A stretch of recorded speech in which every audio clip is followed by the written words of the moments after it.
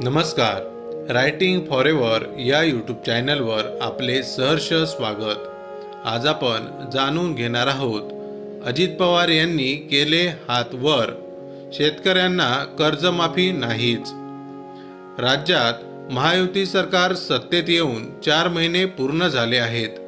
विधानसभा निवडणुकीत जनतेला दिलेली आश्वासने अजून पूर्ण करण्यात आलेली नाहीत.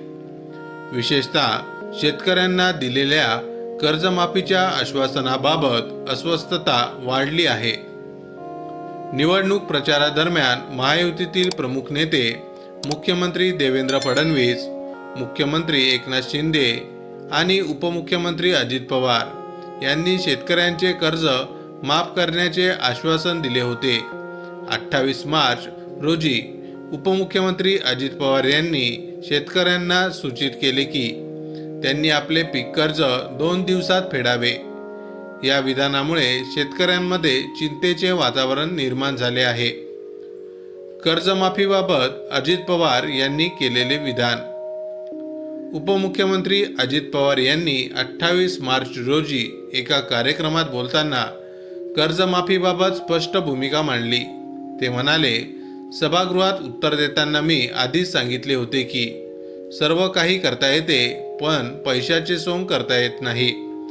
महाराष्ट्रातील जनतेला मी स्पष्टपणे सांगतो की 31 मार्चपर्यंत तुमचे पीक कर्ज भरणे आवश्यक आहे.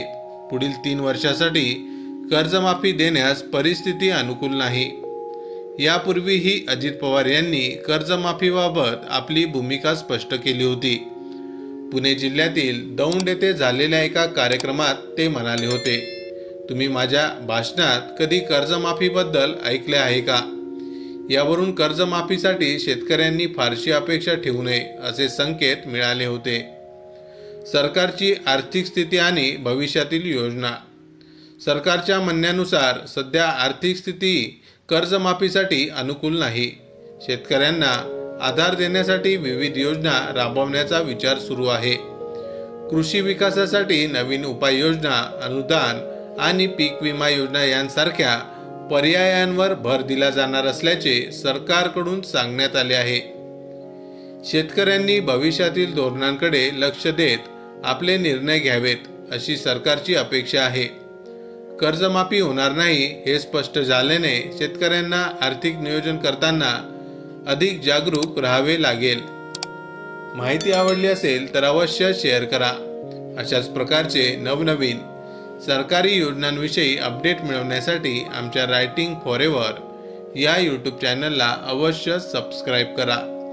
धन्यवाद.